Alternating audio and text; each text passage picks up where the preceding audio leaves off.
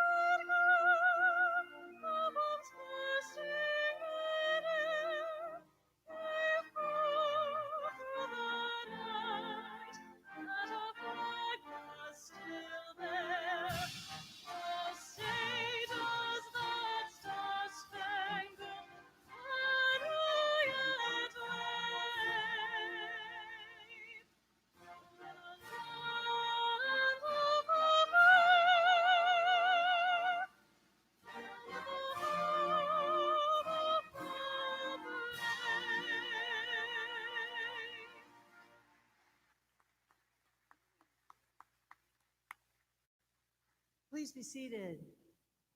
And thank you, Brandis, for that wonderful job. I get chills every time I hear her sing. It's my honor to welcome you to Penn State Altoona's annual academic convocation as we formally call together the members of our academic community to celebrate the opening of a new academic year. The beginning of the academic year is always a very exciting time. We had a wonderful time moving many of you in today to the residence halls, and welcome. As we begin a new academic year, we honor our faculty, staff, and our friends, all of whom have contributed to the growth and success of Penn State Altoona. We also honor you, our students, and your parents and your families. At this time, I would like to introduce our platform party. Please hold your applause until all have been introduced. Dr. Peter Hopsicker, Interim Associate Dean for Academic Affairs. Dr. Nick Muhammad, Chair of the Penn State Altoona Faculty Senate and Associate Professor of Communication Arts and Sciences. Mr. Corey Griffin, Associate Dean for Research. Dr. Brian Black, Head of the Division of Arts and Humanities. Dr. Zhengru Ryu, Head of the Division of Business, Engineering, Information Sciences, and Technology. Dr. Leanne Hafner, Interim Head of the Division of Education, Human Development, and Social Sciences, and Associate Professor of Science Education. Dr. Ed Levry, Head of the Division of Mathematics and Natural Sciences. Mr. Brent Baird, Director of Athletics. Mr. Sean Kelly, Senior Director of the Division of Student Affairs. Mr. Timothy Kirshner, Director of Strategic Communications and Marketing. Mr. Lloyd Painter, Director of Information Technology. Mr. Jackson Clare, Director of Continuing Education and Career Services.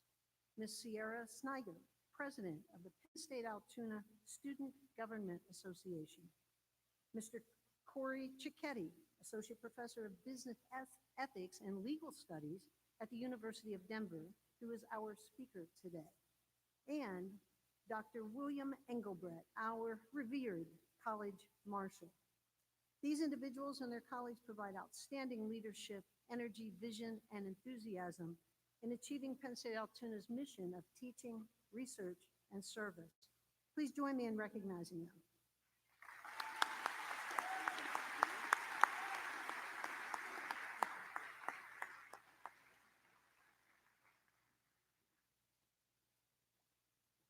I'd like to offer some very brief comments before introducing our speakers. So, audience, if I don't look at you, I'm focused here. And, well, I guess I have to focus here too. All right. Anybody else with a red shirt? Sir, I'm going to be looking at you too, but okay.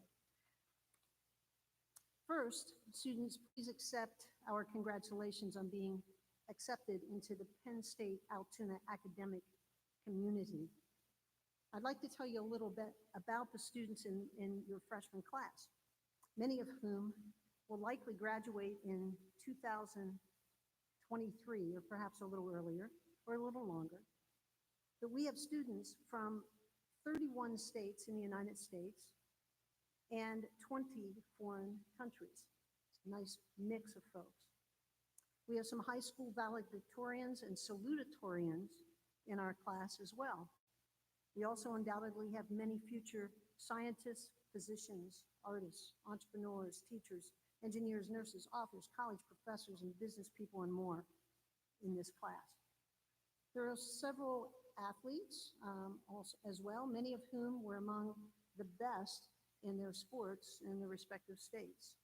There are talented musicians, singers, actors, and dancers, and some visual artists as well. I'm pleased that many of you have been recognized for your volunteer work in your communities from which you come. I encourage you to continue to take advantage of the volunteer opportunities that our college has to offer. And in our local community, we also have many different opportunities. And in fact, you'll be able to start tomorrow your legacy of volunteering when you join with me and many others on the faculty and staff who participate in our Voluntoona program. Now think about that name. You're in Altoona, you're volunteering. You get it? Okay, you get a cool t-shirt, Voluntoona, and we work different places, ballparks, painting for folks in churches and all over. It's a lot of fun. So I look forward to seeing you and working with you tomorrow. A few of you have started your own businesses. Congratulations on that. Some of you may transition to another Penn State campus to complete your degree, but undoubtedly some of you are planning on transitioning to maybe University Park campus or another campus. Will get there and want to come back home to Altoona, and we'll be here with open arms if you choose to do that too. Many of you might think you're going to University Park, but I can tell you, because it happens every year, you will fall in love with your faculty, your staff, and this place. It kind of gets into your skin, and you'll decide to complete one of our baccalaureate degrees right here at Altoona. Now, each of you has already invested years of work and study in order to have been accepted and to be qualified for acceptance at Penn State. And we're honored that you chose Penn State Altoona to start your college career. But Penn State Altoona also in a way chose you. We chose you because we believe that you have something to contribute to our campus and to our community of scholars and to our society. Hopefully you will contribute your enthusiasm for learning, which hopefully will be contagious. You will work with your professors and classmates to examine and solve challenges and identify opportunities in all divisions and all disciplines across our 4 academic divisions. You will work with others to address pressing issues facing our society and world. And certainly that is an important and huge task that all of us need to take responsibility for. Many of you will provide leadership to campus organizations that will strengthen the academic and community programming and enhance campus life and student success. And those volunteer opportunities also enhance your resume and your chances of getting into graduate school and getting a job. Service is a very important part of our mission, and we take it seriously, and we hope you will as well. Penn State Altoona is fortunate to have excellent professors and scholars and a talented and caring staff. We have several engaged board members on about 10 different boards that we have, and other supporters, all of whom are committed to your success. And at this point, I would ask our outstanding faculty and staff members and members of our various boards who may be with us to please stand so we can say thank you to you and recognize you.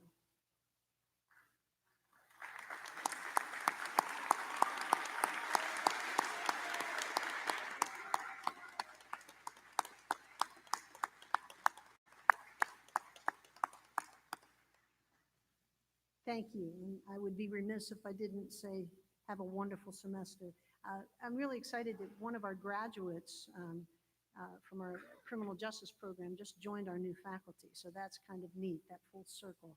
So welcome. It's neat to see you here and to have you here. I just got the chills. That is a cool story.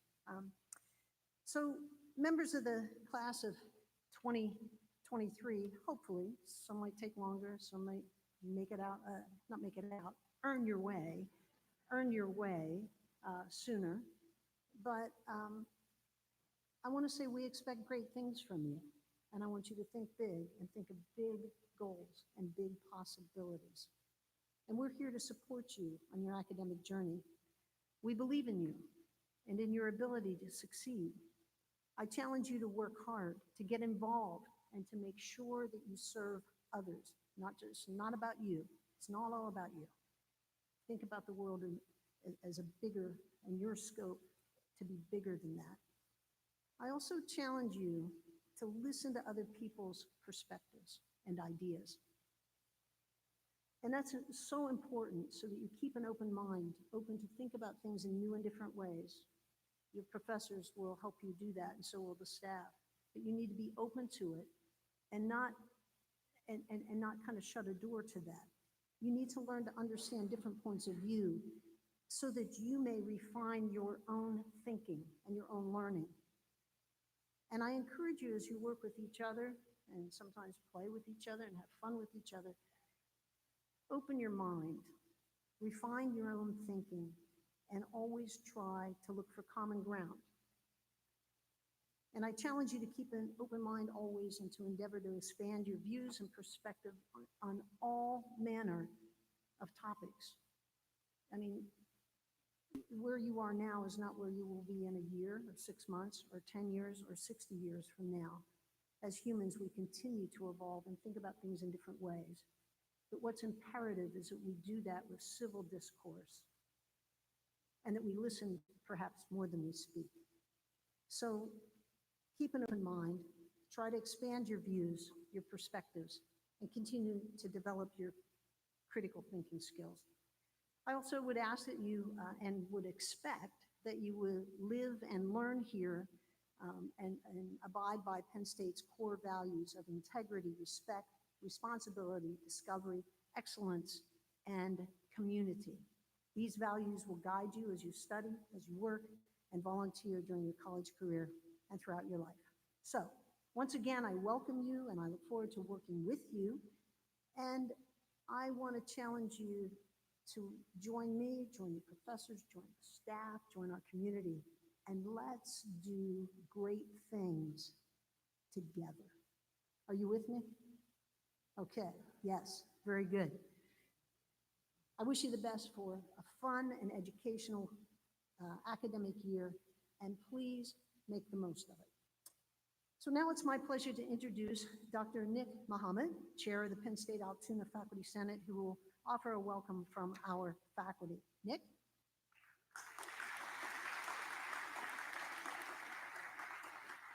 Thank you, Chancellor Bechtel-Weary. Good afternoon, all. It's my honor to represent the Altoona Faculty Senate and to speak a little bit about our esteemed faculty. You are here today because you've succeeded through high school, or maybe you just survived. Either way, this new journey will be a tough one.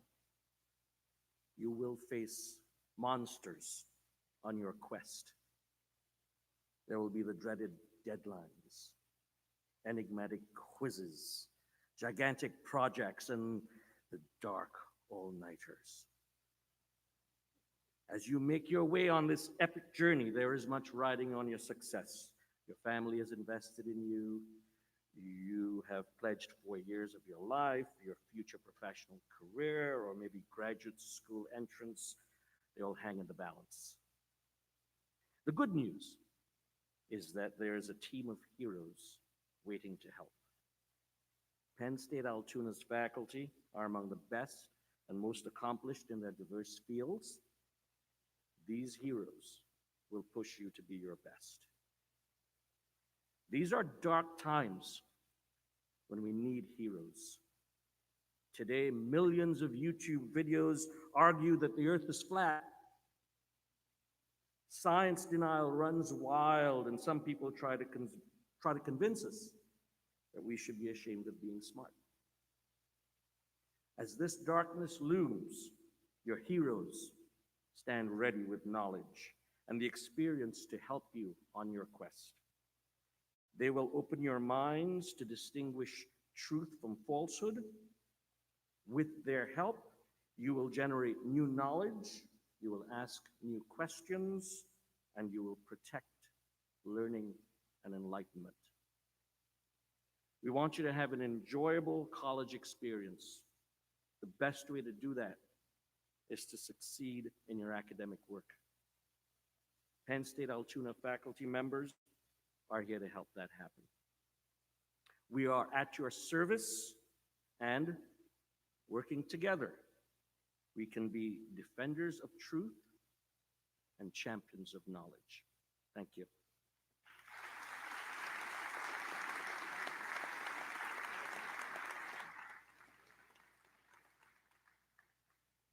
Thank you, Dr. Mohammed, Nick, for those great words, inspiring comments.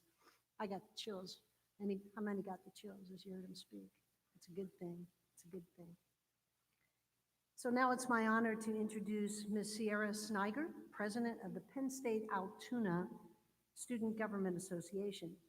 Now, Sierra is one of Penn State Altoona's most enthusiastic student leaders. She served as the vice chair of the vice president of the Senate last year, and I've had the pleasure of working with her on many different projects. And she's a role model to me, and I think to all of us. Please join me in welcoming Sierra. Sierra?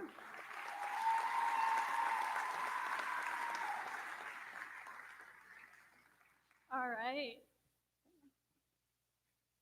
Hello, everyone. As you heard, my name is Sierra Sniger, and I'm a junior studying communications from Delaware. I am serving you as the Student Government Association president for this upcoming year. SGA seeks and listens to concerns from students just like you to help make this campus the best that it can be. And on behalf of SGA and the student body, I truly welcome you to Penn State Altoona. You're going to have fun here. And in your time here, you will make an impact on this school, even if you don't realize it. And big or small, your impacts are what shape this student culture and campus. The speaker today will help bring out the leader in you, whether that role is big or small. And I cannot wait to see what you can bring to our campus with your role. Our convocation speaker today comes from the Daniels College of Business at the University of Denver. Corey Cicchetti, in addition to being a popular professor at Denver, is also a sought-after speaker on topics of character, values, ethics, leadership, and happiness. I truly welcome to Penn State Altoona, Professor Cicchetti. Thank you. So let's give her another hand. That's hard for a 20-year-old to come up and do that. So much courage. That's great. So last weekend, I was being introduced at one of these types of things, and the person sits up here and goes, "We only bring in the highest rated speakers that we can to these events." Unfortunately, that guy wasn't available. He didn't smile at all. I don't know what he was doing. Terrible introduction. So that was so much better. What I want you to do for the next little bit of time, and parents, thanks for being here. That's awesome that you're here, but students, you particularly, and faculty, I want you to think about your life and what makes you up as a person. Your character, your integrity, right? Your foundation when the storms of life come, and they talked about that and knock you down. What makes you resilient? What gets you back up? These are critical questions. And I think too often what we do in this world is say, I'm really busy, and so I'll worry about being a good person later, right? And then later never comes. And I think we need to think about that now. So I'm just going to tell you a few stories, and through my stories, I want you to think about those questions in your life. I was the first person in my family to go to college. Anybody else in that boat in this room? So congratulations, that's a big deal. And it was just my mom at home, and I remember she looked at me. This is an exact quote. She goes, "Corey, I can't believe you got into college." So that was number one. She goes, "Go down there and don't screw it up." She goes, "You're our only hope." And I'm like, I said, "I have a sister." My sister. So I go down to college, and they put us in a room just like this, and they won't do this to you here, I'm sure. And they said, "You can't leave this room until you pick a major." And I'm sitting there going, "Pick a major? I'm just happy to be here." But literally, you could not leave the room until you signed this piece of paper declaring your major. This was 3 weeks into college. And so I was looking through the list, and there were things on there, history, political science, things I thought were really interesting. In my heart, I wanted to do. But in my head, it kept saying, "Corey, you can't choose that. Don't major in that. You go to college to be rich." Any of you have that voice right now? And the rest of you are lying. So I chose a different major. Now, fast forward 3 years from there, and my friends are all taking the LSAT. They're going to go to law school. And I said, "Corey, that's the trick, man. If you could just go to law school, you could be rich." And I didn't want to be a lawyer. I just thought that was the path. No one had taught me. If I could just go to law school, I could have a job where people would respect me. I could have nice things. I could retire. I could travel. It would be great. So I go to Duke Law School because I like basketball. I chose a law school because I wanted to go to basketball games. So I graduate from law school, and I'm in debt $120,000. And I still don't want to be a lawyer. So now I have a problem. So you have to go try, right? How are you going to pay these loans off? So I go to all these different law firms, and I'm interviewing, and it's miserable there. Like, these people in these law firm interviews look like they wanted to cry because they work there. And that was during the interview. So it probably is not going to get better. So I go to this one place. It's 8 in the morning, and I'm there, and this woman's talking to me. And she's done with her little speech to me, and she goes, "Okay, look, I have 5 minutes left with you. Then I got to walk you down the hall to this next person. Do you have any questions for me?" And that's a wonderful time during an interview to ask good questions. But instead, I looked at her and said, "Tell me how much it pays." I asked that because I just didn't know what else to say. And so she walks through the math with me. And by the end of that conversation, I looked at her and I said, "That sounds amazing. Oh my gosh, I'll take it." She goes, "Corey, we're not offering you a job. This is just an interview." She goes, "What's wrong with you?" She goes, "I like you, but you seem really nervous." I would like you to get this job, but I can't send you down the hall this nervous. She said, do you need to go to the bathroom? So I have a 2-year-old and I have a 5-year-old. They're with me on this trip. You might see them running around like crazy. They're precious, but that's a question I ask them every hour on the hour. Like, hey, anyone need to go potty? Y'all, we got to go to the store. But I was 25 in a job interview and asked if I needed to go potty. That's not going well, right? So I said to her, yes, get me out of there. So I go down the hall. There's a bathroom. Standing in front of this bathroom is this man, and he worked at this law firm. You could tell he was a lawyer there, and he was blocking the bathroom door with his body. I can't get by. So this is awkward, and he's not moving. He's just staring at me. And finally, he just points at my chest, and he goes, you, I was waiting here at the bathroom for you. And then he gets behind me and follows me in there like we're going to fight.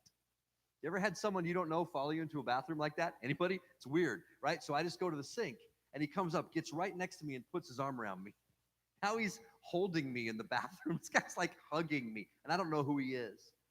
And then he starts to whisper into my ear. I'm like, please, God, let this end. He goes, your name's Corey, right? And he's creepy. And so I said the only thing I could think to say back to that, which was, yes. What are you going to say? He goes, you went to Duke Law School. That's you, right? You're that kid. And I looked back at him and I said, yeah, yes. He goes, well, my name is Scott, and I went to law school there too, and we're supposed to stick together. We're alums, like you stick together. He goes, I'm going to give you a piece of advice, and never forget this. And he leans in and he whispers and he says, don't come work here. I'm like, what? He goes, this place sucks, man. He goes, you're going to hate these people, and over time, they're going to grow to hate you. And I'm sitting there going, they don't even know me. What do you mean they're going to hate me? He goes, you're going to keep a suitcase behind your door, and every family vacation you plan is going to get canceled. He goes, they're going to pay you a lot of money, but that's the trick. Don't ever forget those words. He goes, so take my advice and run. And then he took his arm off of me and literally ran out the door. And I never saw that guy again the rest of the interview, because you don't put Scott on the official interview team. He hates the place. It would be like one of these orientation leaders in a yellow shirt being like, this place sucks, man. Enjoy college. Like they would never get a yellow shirt. All right. So he leaves the bathroom, and I'm just sitting there staring in the mirror. And what most of you in this room are saying right now is, well, Corey, that's a red flag. Is that what y'all are thinking? Like, dude, that's a red flag. You didn't take that job, did you? Is that what you're thinking? Of course I did. Of course I did. Because you want to know why? I had just bought a BMW in anticipation of my blossoming legal career that hadn't even started. I had big plans. So I went to this law firm knowing it wasn't going to be great. So I'm 6 months into this job, and I had slept in my office chair for a week. I didn't go home for a week. We were working on this big transaction. It was an IPO. This company was issuing stock. It was a lot of money. And I noticed something interesting. At 3 in the morning, for 7 straight days, I would wander the halls. And here's what I noticed. My boss is still here. That's weird. And my boss's boss is still here. Nobody ever goes home. These people are miserable. Like they hate this job. They hate their life. This is horrible. I need to quit. And then I said, oh my gosh, that guy from the bathroom was right. You ever had an epiphany moment with that sentence? I said, I need to quit. But you can't just quit a job like that. I had worked for 8 years to get there. So you have to call somebody who loves you before you quit a job. So I called my wife. She's here with me on this trip, okay? But we were brand new married at the time. So picture this conversation from your brand new spouse. Hey, honey, how's it going? I hate this job. I'm going to quit. We'll figure it out. Are you cool with that? And if you get a chance to meet her, she's awesome. My wife is sweet and fun and nice. That's why I married her. She's cool, right? But not that night. So I said that to her, and then she says to me, what did you say? You say you're going to quit this job that your friends would love to have? She goes, Corey, I had no intention on marrying a quitter. And I was like, well, damn. And if I knew you were going to say that, I would have called my mom. Just called my mom, right? And then so she's on the phone with me, and she keeps talking, and she goes, you can't quit, honey. What else do you know how to do? And I'm like, do you love me? But she's making a good point. Her point is, you are underqualified and overpaid, like all of you will be. When you graduate from college, just FYI, you're not going to know how to do anything. When you graduate from law school, you don't really know how to be a lawyer. They teach you. This is a critical phase of your life, but you're not going to come out an expert. And her point was, let them train you. So I stayed for 6 more months, and I couldn't take it anymore. I drove into the office on the year anniversary of the day I started that job, and I typed up my letter of resignation. And I printed it out, and I walked over to the boss's office to quit. And my hand is shaking, right? I'm scared. You try quitting a job like that. and he sees me, and his name is Mark. And he goes, "Hey, Corey, what's that in your hand? What's going on?" And I said, "Hey, Mark, I'm going to quit." I mean, I had the whole speech planned. And he looks at me, and he jumps out of his chair, and he runs over to me, and he goes, "Shut up, Corey. You shut up. Nobody quits this law firm, and nobody leaves." And then he ripped the letter out of my hand, ripped it into pieces, and threw it away into this trash can that was sitting by his feet. Now, they never taught me in business school what to do when someone rips up your letter of resignation. It'd be like if you turn in your first paper here at college and one of these people here just rips it in half and throws it away, that would send you to therapy, which is a different lecture for a different day. But I was mad because I thought that was rude. I mean, I spent 45 minutes typing that thing, right? So I looked at him and I said, "Mark, everybody that works at this law firm is completely and utterly miserable." I said that to him. And he looks me right in the eyes and he goes, "Yeah, I know that. I just told you that every single person that works at this place hates their job in life. And you know that?" He's like, "Oh, yeah, I know that." I said, "These people here, Mark, they're on their 5th marriage." He looks at me and he goes, "Yeah, no, you're right." I mean, by the way, let's just stop. Can you imagine having 5 marriages for any reason? Like at some point, do you just say, "I'm just going to date"? It just sounds expensive. I don't know. I'm a lawyer. It's expensive. Okay. So he looks at me and he goes, "That's true." He goes, "You're not listening to me, Corey." He goes, "Everybody hates this job. You're not telling me something I don't know. What I told you is nobody quits this job." And I said, "Why?" And he goes, "There's 2 reasons why." He goes, "They're broke. These people are broke and they don't have any money." And I said, "Mark, these people make $1 million a year. What are you talking about?" And he goes, "Yeah, they do make that much money, but they always spend more than I pay them. They make a lot of money, but they spend all of it." Which, by the way, is a tagline for America, right? I just thought if you made $1 million a year, you'd be okay. So here's my first piece of advice. This is the first piece of advice from me to you. If you can find a way to live within your means today and for the rest of your career, you will retain the flexibility to quit a job you hate. And that's a powerful thing. Okay? And that's why you do it. You get your first job out of these doors and it's no good and your boss is no good. I want you to say to yourself, "You know what? I'm better than this. I have enough money to walk away from this. I don't need to stay." But don't assume you're just going to know that, because these lawyers went to Harvard and Yale, and believe me, they had no idea. They just made money, they spent money. And he said the second reason nobody quits is they have too much pride. Here's the metaphor I use for this. They had climbed the ladder of success. They had gotten to the top, and these people were at the very top. And they looked down from their ladder at the very top and noticed that it was leaning against the wrong wall. So now they have a problem. Are they going to climb back down, pick their ladder up, move it over here, climb all the way up to the top of a different? There's no way. They didn't want to do that, so they stayed in these terrible jobs. And so I looked at my letter in the trash, I looked at him, and I just walked out, which was fortuitous for me because I got a phone call a couple months later from this guy named John at the University of Denver. And I had never met this guy before. I didn't know him from anybody. I couldn't have picked him out of a police lineup. But here's what he said to me. He goes, "Hey, Corey, this is John from the University of Denver. Someone just died down here in the ethics department." That's all he said to me. I said, "Oh my gosh, John, that's terrible. A student died. Why are you calling me? What are we doing?" He goes, "Oh, I should have been more clear. A faculty member has died in the ethics department. Guy was 87 years old, and he was at DU for 60 years. And he told me this guy's name. I'm like, oh, man, I had that guy as an undergraduate, and he was old then." You'll notice your professors, you all look pretty young, but a lot of professors are old because that's how good of a job we have. Someone has to die for there to be an opening. It's like being on the Supreme Court. Again, different lecture, different day. You're like, what is he talking about? Read the news. Okay, you're in college. Okay, so he says to me, "Do you want to be a teacher? Because we're in the middle of our semester. Do you want to be a teacher?" And I didn't want to be a teacher at that point in my life, and you might as well have asked me to be an astronaut. So I said, "No, John, no thanks, I don't want to." He goes, "Please come down here. There's no one else on my list." So I got a job because no one else wanted it. You want to take my class? It's really good. So I said, "Okay, I'll go down there." But wait a second, John, when did he die? And he goes, "He died last Thursday." I said, "Oh, man, it's Monday." I said, "That doesn't sound right. That's bad karma to interview for a guy's job just died like that." And I'm just making stuff up. I don't want to go. And he goes, "Think about it like this, Corey. Bad for him. You're right. But good for you." And I'm sitting there going, what kind of ethics department is this? What do you mean bad for him? Like real bad for him, right? I guess good for me. So I go down. Now, here's a quick segue. Probably the most important thing I'm going to say to you today. Do y'all believe in a calling in life?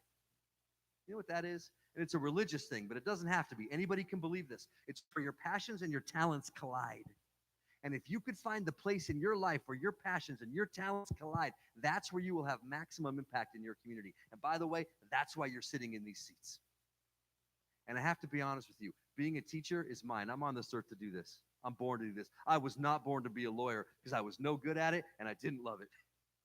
And I watch too many of my students going down this path where these two things will never meet. And while you're here, that's your only real goal, is to figure out your passion and then figure out if you're good at that thing. And you chase that with all your heart. And if you can do that, you will never work a day in your life. Now, I'm not telling you that you won't be tired. I'm tired all the time. I've got 2 kids. I'm tired all the time. But never once do I say, I don't want to go teach that class. I don't want to go give that speech. I never say that. When I was at my law firm, not only was I tired, but I didn't want to go to work. That's a terrible, terrible way to go through your life. And I was making a ton of money. So where do your passions and talents collide? And if you don't figure it out today, yay, you're doing it right. If you don't figure it out after 3 years, fine. Never stop searching for that. Never, ever. So I go down to this interview and he says to me, you're going to have to teach ethics. What do you know about ethics? And I looked at him and I said, John, I don't know anything about ethics, man. I went to law school. I said, it didn't come up. He goes, what do you mean it didn't come up? He goes, there's a class in law school called ethics. What are we talking about? He goes, I took that class. How'd you get out of it? I said, oh, I took that class. I just didn't learn anything. So we walk into the room and this professor walks up with this really thick textbook and says, this is legal ethics textbook. Everything in there is a bunch of rules. I need you to memorize those rules. And in the back of that book are a bunch of cases about lawyers gone rogue. He goes, memorize those rules and don't go rogue and you'll be an ethical attorney too. And I'm sitting there going, wait, I have to memorize some stuff and, poof, I'll become good. But listen, you're smarter than I am, so I'll go with it. He goes, write this down and never forget this. He goes, rule number 1. So everyone, but number 1 is don't have sex with your clients. I'm so sorry to the interpreter. It gets worse. So I'm writing that down and I just stopped writing. And not because I wanted to do that, just because duh. And all my classmates were writing it down like it was a word from God. Don't have sex with my clients. I better never do that. Okay, rule number 2, he said, don't steal your client's money from their bank account. You ever been in a room and everyone else is taking notes and you don't want to be the only kid just sitting there? You ever been in that room? You have to do something, right? So I went like this. Number 1, check. Number 2, just checking them off all the way down to like 150. It wasn't hard. And I walked out of that class the exact same person I was the day I walked into it. You ever had a class like that in high school? Which is a total shame. I wasn't worse. I wasn't better. I was the same. I sat there for 17 weeks, and I was the same. My wife went to medical school. Okay, guess what they make you do in medical school? They make you take an ethics class. It's required, right? Anyone want to guess what rule number 1 was in my wife's class? Don't have sex with your patients. They just changed the word. Now, let me say this to you. I am the husband of a doctor, so I love that rule. I'm waiting for everyone to get it. Cool. But I just think it's a little bit late in the game to teach that. Then they said, don't commit Medicare fraud. Don't commit Medicaid fraud. Then they said, don't cut off the wrong leg in surgery. And I saw her notes. I'm like, does that, what? Does that happen, honey? And she goes, all the time. Apparently, all the time, the wrong leg gets cut off in surgery, which proves that the ethics class isn't working. So I'm going to say this to you. I don't think an ethics class in and of itself has much value. You know what else doesn't have much value? An honor code in and of itself. Did you know that 7 out of 10 undergraduates admits to cheating between freshman and senior year of college? So statistically, 7 out of 10 of you will cheat here. So what good is an honor code, right? If I was starting a university from scratch, the last thing I would implement would be an honor code. Can you imagine if 7 out of 10 people just ran red lights?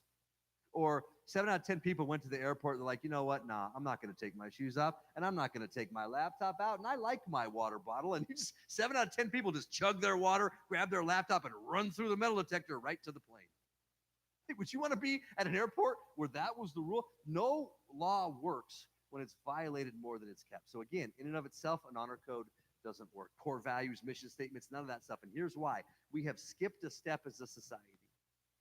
And here's the step we have skipped. Every single person in this room has to first believe that being a good person matters. Do you believe that?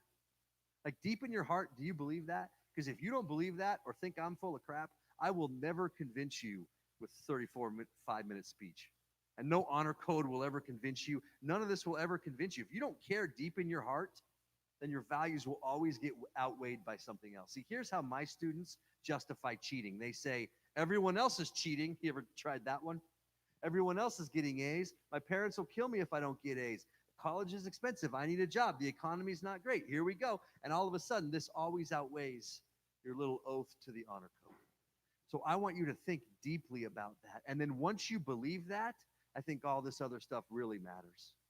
I think core values and everything matters deeply once you get this right. So here's how I teach ethics. I'm going to tell you the story was told to me by a man named John Bogle, famous guy. There's no reason you would know him, but he basically founded the mutual fund industry, and he comes to Denver to give a talk. And I'm in the front row. I'm right here. And he goes, tonight, I'm going to tell you a story about a dog. And we're sitting there going, I don't want to hear about a dog. What? I'm so glad I stayed for this. He puts this picture up on the screen of this racing dog. He goes, I want you to think of a dog track where dogs run and people bet. This is the most famous dog of all time. His name is Cash. Anyway, the night before the biggest race of this dog's life, they're on the porch and they're talking. And the owner looks at the dog and she says, hey, you ready to run tomorrow? Because you're going to win. I just want to make sure you're ready to go. And the dog looks at her and says, I'm not going to run tomorrow. And as a matter of fact, I'm going to retire. I'm out. I'm done. And she says, she's taken aback. And she says, wait, what? The race is tomorrow and we're supposed to win tomorrow. And you're going to give up all this money, all this fame, all this popularity. Are you hurt? The dog says, I feel great. And she says, are you mad at me? The dog says, I love you. And are you too old to run? She asks. And he says, I could still win this race. I'm not too old. And she says, tell me why you're quitting. And the dog looks back and says, I've been thinking about my life lately, which is the same question I asked each one of you. And he said, ever since I was little, all I've ever done is run and run and run around this little track. That's all I've ever done. And I finally realized those little white rabbits you have us chase to get us to run, they're not real. And he says that. And I didn't get it. I'm like, that's cute. What is he talking about? And I didn't really care. So he keeps going. At the end of his speech, he says, you can never get enough of what you don't need to truly make you happy. And then he leaves. He exits the stage and he's gone. And everybody else in the room left. And I sat there with my head in my hands in the front row for an hour wanting to cry, saying things like, Corey, you have more money than any of your friends. You have a better job than any of your friends. You have a more elite education than any of your friends. Man, why aren't you happy? And I sat there for an hour. I couldn't figure it out. And it finally became very clear to me. The world had lied to me. In the same way that the world is lying to you.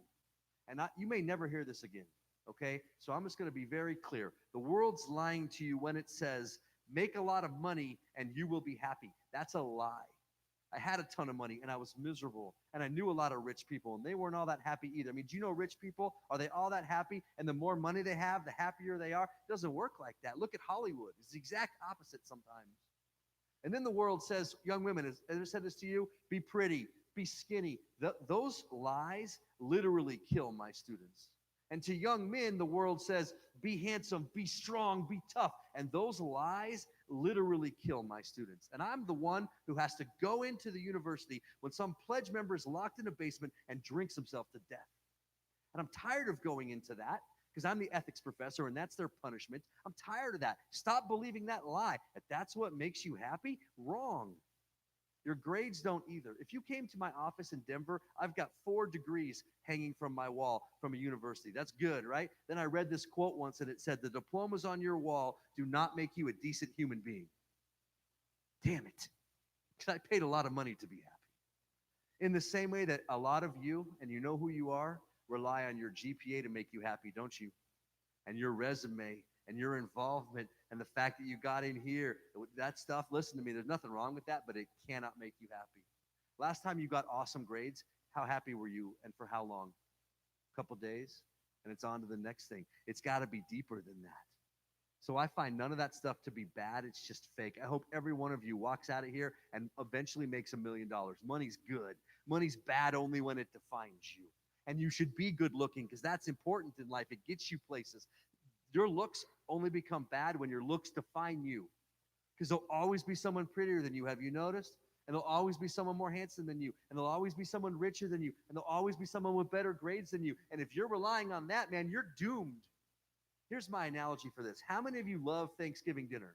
Who loves it? I love it. Who loves mashed potatoes? I love mashed potatoes. Let's say one year I called my mom like, hey, we're coming home, bringing the kids. How's everybody? We'll be there for Thanksgiving. And then I might say to her, how are the mashed potatoes, Mom? And let's say one year she says to me, oh, there's not going to be any this year. I had some, but they went bad. And anyway, I don't have time to make any more, so we're not going to have any. Am I then going to say to her, how dare you? No mashed potatoes? I'm not coming home. I will not see you Thursday. Like, who would do that? Nobody goes to Thanksgiving dinner because there are mashed potatoes there. That's not the only reason. But if I showed up that night and for some miraculous reason there were mashed potatoes on the table, I'd eat as many as I could. That's not why you go. And how many of you in this room are getting up each and every day and going to life for the wrong reasons? You're going to life for things that you shouldn't be doing. Let me give you a different way to look at this. Picture yourself in a room all by yourself with an unlimited amount of mashed potatoes and a spoon. For how long would that be fun? You're all by yourself, so probably 15 minutes. And you never want to see another one ever again. So here's what's real, man. That stuff's fake. Here's what's real. And I narrowed life down to 3 things. So listen, if I could do college over again, I would spend every single day chasing these things first. Number 1 is peace and contentment in your heart. Everyone I've ever met wants peace and contentment in their heart. They want to wake up happy. But the studies show that we don't. So in America, magazines ask these types of questions to Americans. Are you happy? Try to measure it, right? Here was one magazine. They asked a beautiful question. It said, in the morning when you wake up, do you genuinely and consistently wake up happy? Meaning genuinely deep in your heart and over long periods of time, do you wake up happy? What a beautiful question that is, isn't it? It's not asking, do you wake up tired every day for me? It's not asking, do you sometimes have a bad day or a bad week or a bad month? I have bad weeks all the time. And prepare yourself for college to be full of some bad weeks. That's a stupid question. They didn't ask that question, though. To be fair, they said deep in your heart, over long periods of time, do you wake up happy? And 67% of Americans, every time asked that question, say no. No. How is that possible? Now listen, I teach constitutional law. That's the class I teach. That's the stuff I research. I'm neck deep in the politics of this country. These are difficult times. And listen to me, America will break your heart. There's no doubt. But there are billions of people all across this earth who would love to have our bad days. And listen carefully to me. Those 2 statements can be true at the same time. And I will say this to you. If you can't find a way to genuinely and consistently wake up happy here in America on this beautiful campus, you are chasing something fake. And I don't know you, but I would stop it. In the same way that I was chasing something fake and someone had to tell me, you got to stop doing it like that. But here's how it happens. I figured out where this discontentment comes from. We went to Paris on this thing called a baby moon. Do you know what a baby moon is? It's when you're about to have your first kid and you'll never be able to go anywhere cool ever again, right? So, we go to Utah now. It's fine. But, Utah's beautiful. Though. If anyone's from Utah, love your state. Okay, so it's not Paris, though. So we go to Paris to all these art museums, and I'm looking at this art, and I'm not an art person, but they have rules in these museums where you can't talk, you can't eat, you can't drink, you can't look at your phone. You just have to look at art and be quiet. This is hard for me, right? So I'm looking at all this art, and I see this one painting, and it is literally the ugliest thing I've ever seen. It looked like someone put on a blindfold, took an ice cream scoop, and just started throwing colors. It's horrible, ugly. But this is Paris, and you're not allowed to say that, right? So everyone's gathering around this painting going, so beautiful, so stunningly beautiful. And it's not, it's ugly. So I couldn't take it anymore. I looked at my wife. I'm like, dang, that's ugly. What's wrong with these people? And she goes, I know it's ugly. Shut up.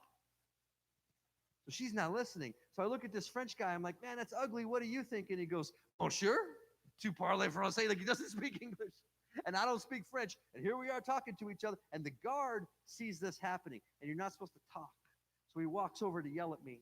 And my wife sees him walking over to yell at me. And she goes, that guy's coming over here to yell at you. She goes, when he gets over here, you just tell him you like that painting. You lie and we'll leave. I'm an ethics professor. She's like, just lie to this guy. Leave. So he walks over. And in broken English, he looks at me and goes, excuse me, sir, I see that you're laughing at our brand new painting. Do you like it? And she's kicking me in the shin, right? Just lie. And I looked at him, and I'm not going to lie. And I said, no, man, I don't like it. I think it's ugly. It's giving me a headache, and it just sucks. Clearly, that's not what you're supposed to say. So she kicks me right in the kneecap, and he looks at me, and he goes, I'm sorry, my English isn't very good. Did you just say that famous painting sucks? He goes, no one's ever said that to me before. And my wife is sitting over here going, I wonder why. I'm married to an idiot. Looks at me, he goes, listen to me.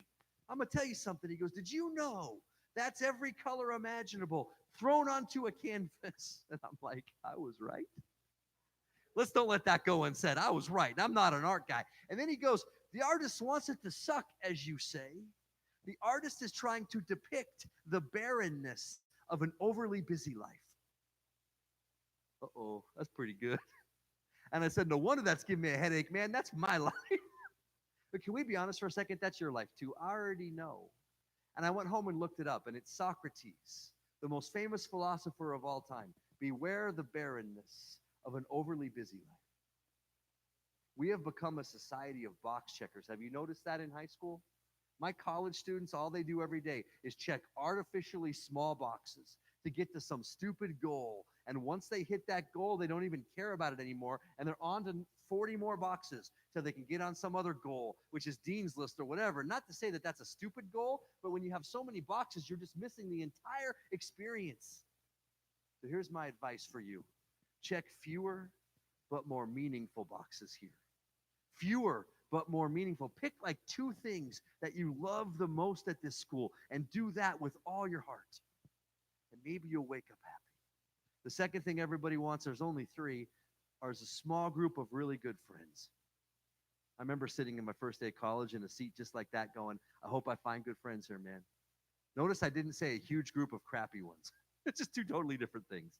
Can you find 3 people here who would rush into your life when everybody else rushes out? That's all you need, right?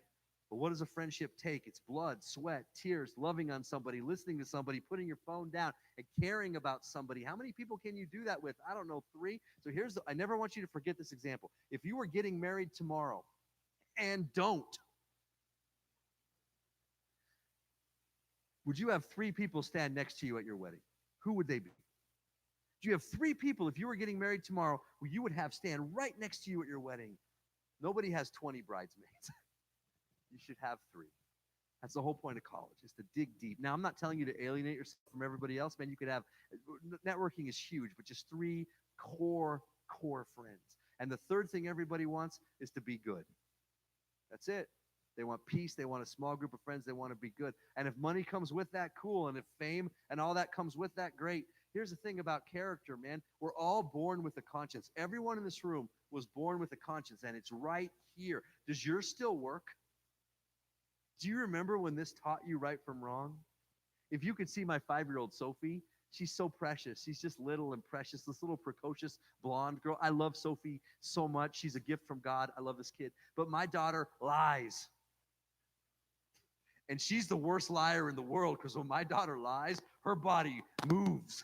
She's a terrible liar. Or I'll say, hey, Sophie, that doesn't sound right. Are you lying? And she's like, yeah. She just tells me. If I was teaching a lying class, day 1 of the lying class is if you're lying and someone asks you if you're lying, you lie. What's wrong with her? She doesn't know. She hasn't taken the lying class, which I call real life. She's just 5. When I lie, I just go on with my day. When was the last time you lied? Did it even faze you? When my daughter's mean to me, within 3 minutes, she's up hugging my leg. Love you, Daddy. Do you forgive me? When I'm mean to somebody, I just send the email. He deserved it. I just drive to work. I just finished the meeting. I'm a jerk, man, and she's nice because her conscience still works and mine's breaking. And what I realized, I've studied this for 5 years, ever since I had my first kid. I want a conscience like a 5-year-old again. That's all I want, like a 5-year-old. I don't want her brain. It's mush. I don't know what's going on up there. And I don't want her emotions because she's irrational. We have this babysitter, couple babysitters. She goes, Daddy, who's babysitting tonight? I'm like, I don't know. She goes, who is it? Is it Miss Jadine? I'm like, I don't know. Ask Mommy. She goes, if it's Miss Jadine, I'm doomed. What's wrong with Miss Jadine? I have no idea what she's thinking. Okay? I don't want her brain. I don't want her emotions. But if I had my daughter's conscience, my life would be so easy. That's God telling you I'm right. Would Sophie lie and feel good about it? No. Would she cheat and steal? No. Would she step on someone's head to get to the top? Would she make an exception for herself that she's not willing to give to other people? She wouldn't do any of that, right? Wouldn't life be nice if this still worked? So in college, man, those 3 things every day. And my last couple pieces of advice for you is every day I want you to think here. I want you to deeply think here. Here's another quote from Socrates. Wisdom begins in wonder. And I want you to wonder about stuff. I want you to wonder about important stuff because if you don't wonder about stuff, you'll never become wise. And I graduated college with a 3.95 GPA. Listen carefully to me. I had a 3.95 GPA. I was summa cum laude. I went to Duke Law School and I was the dumbest kid in the building. I promise. Ask anybody. Because I knew how to game the class to get A's. But when it really mattered, I had nothing to tap into. It wasn't there. I was a good memorizer. I was a good regurgitator. I knew how to get an A. But man, when it was on the line, I didn't know how to think. And raise your hand if you've ever felt like the dumbest person in any room. And I said to myself, Corey, I will never, ever be that person again. So listen to me. Grades follow knowledge. You will never have to cram for a midterm if you just gave a damn about the class. And I'm not telling you to memorize chemistry. And don't memorize history. You should memorize nothing. I want you to think like a chemist. I want you to be analytical like a lawyer. I want you to write like a famous author. I want you to read like an historian. That's why you go to college, to think like these people think, not to memorize stuff for some stupid test that you won't remember. Think here, and college becomes easy. Very, very easy. We went to this little restaurant. I'm all by myself, and here comes this family. It's a mom, a dad, and 2 boys, and they sit right next to me. They're right next to me, and you can't make this up. This dad goes, all right, and parents, this is for you. Tonight, kids, for dinner, we're going to talk for an hour about Social Security. And I'm like, wait, what? And I'm just sitting there eating my dinner, and I watch this, and you could imagine what those kids' reactions were. Like, no, Dad, that sounds terrible. Let's talk about baseball. Let's talk about whatever. This sucks. And the mom was trying to be cool. She's like, Tom, what are you doing? And I was so proud of this dad. He goes, no, this is my night. We need more good dads. He goes, we're doing this for an hour. And they did. They sat there and talked about Social Security for an hour. And they got up and left. And I had 2 thoughts. Thought 1 is, crap, that guy was wrong. He didn't know what he was talking about. Like, that guy was totally wrong. Thought 2, those are the luckiest 2 kids in the world. In the world, because they got some adult in their life who cares enough to make them think. And yeah, if there was a test on Social Security tomorrow, they'd fail it. Of that, I'm certain. But in their lives, those kids will be okay. Parents, think with your kids. And don't say to me, we can't talk about politics at my house. If you say that, you're doing it wrong. I could talk to anyone in this room about abortion for 8 hours. I don't want to. I could. And at the end of that conversation, I would still not be sure I was right. And I could talk to you for immigration for 8 hours, and I would still not be sure. You know who knows they're right? People who don't know anything. And the more I study this stuff, the less sure I am. And that's what college is all about, is getting in there without exploding and being able to hold 2 differing thoughts in your mind without exploding. That's the point. And if you can't do that, our entire society will fracture. And I don't want to be a part of that because I've got 2 daughters who are relying on you to be their leaders. So every day you think without exploding. And I'm not telling you not to be passionate. I'm telling you to see both sides and then pick one. And every day here, you should get goosebumps. Something here should give you goosebumps. Not just today, the whole rest of the thing. And the way you do that in college is to gain inches, not touchdowns. You don't need touchdowns. You need inches. I would never turn on a football game where the final score was 87-80. I would never want to watch that. The reason you watch football is not because they constantly score touchdowns, because it's 11 of the strongest guys versus 11 of the strongest guys. And sometimes they need 1 inch. And sometimes they get it, and sometimes they don't. And that's why you watch. And I would never want to go to a soccer match that was 21-20. Because the cool thing about soccer is the guy needs 1 inch to pass the ball to another player who maybe gets 2 inches, and maybe that person can score. That's why you watch soccer, not for the goals. I went to Clemson, and 8 women came up to me, and they said, hey, we're the sexual assault prevention group here at Clemson. There's 8 of us in this room. We're trying to stop sexual assaults on this campus. But, Corey, we have to tell you something, man. The numbers say that we're failing, and it's up. Assaults are up, and we're never going to be able to stop it, are we? And I looked at her, and I said, Daisy, you won't. You're right. And she goes, okay, thanks for coming. And she's all discouraged. I said, get back here. I said, you could stop 1, right? And she goes, oh, I've stopped 1. I said, what did that woman think? She goes, she'll never forget me. And I just started pointing at people. What about you? You can stop 1. You can stop 1. They all had. And I see what Daisy wanted was a touchdown. And what Daisy needed was an inch. Here's the thing. I'm the father of 2 daughters, like I just said. I love her little group. I'd give money to her little group, but 8 girls in a room, not enough. I could stop sexual assault on this campus and any campus tomorrow if you gave me enough inches. I could stop it tomorrow if I had enough people who didn't want it to happen. And I could stop cheating tomorrow. And I could stop drunk driving. I could stop any social ill tomorrow if I could get enough people to care. So what you need on college, what you need every day here are some inches. Because in those inches is where the goosebumps lie. And the last point from me is every day here you need to laugh. Please laugh at the stupid things you do here, because it will be stupid and it will be almost every day. The average person farts 14 times a day. What is fart? What is fart? Okay. I told you it gets worse. It's uphill from here. How dare you fart all day and not laugh at my jokes? Are you kidding me? Faculty, really? Okay, so listen. I want everyone in this room to think back to the dumbest thing you've ever done. And I love high school, college kids because you're like, it was last Thursday. You remember. I'll tell you mine really quick. I have a bicycle helmet. I like to ride my bike. So my wife bought me a bicycle helmet with Bluetooth speakers in it.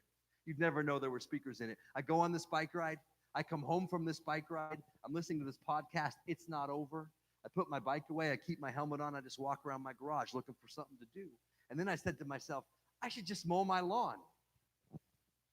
I mowed my lawn for an hour with my bike helmet on, but my neighbors didn't know it had speakers. So they all drove by like, hey, dude, safety first. I do stuff like that all the time, and life is way too hard if you can't. At the end of the day, if you can't find a way to consult your character and deeply consult your heart, it's going to be impossible for you to be a happy person. No one ever says this sentence, she lies, but I bet she's really happy. Like, who says that?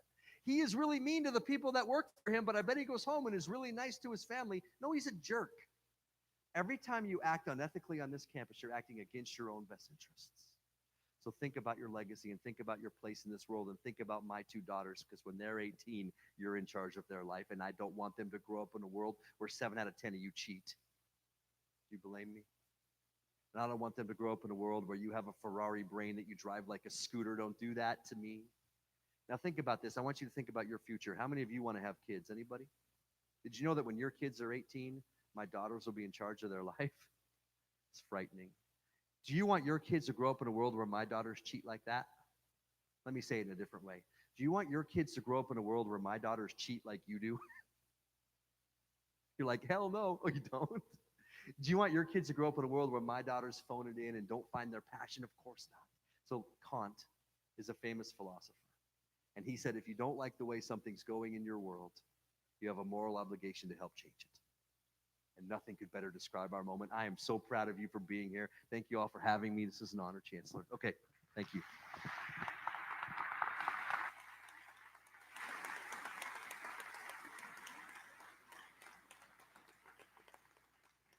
Thank you, Corey, for that amazing speech and great advice. How many of you are thinking about some of the points he made and thinking about your life? Okay, good. Well,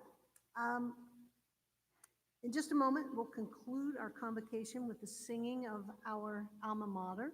Again, it'll be led by Brandis AJ, and the words should be in your booklet there somewhere.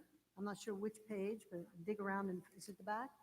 On the back page, you will find the words to the alma mater. Okay, so we're almost done. Following the singing of the alma mater, please, I ask the audience members to remain standing until after the recession and we're out of here. And then right now, please stand if you are able and join in singing our alma mater.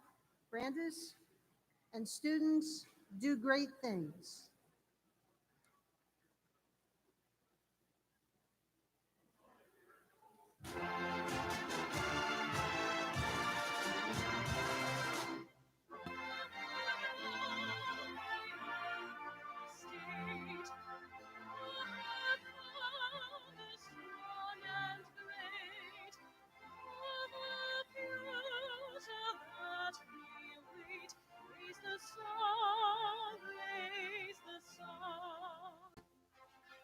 Sing our love and joy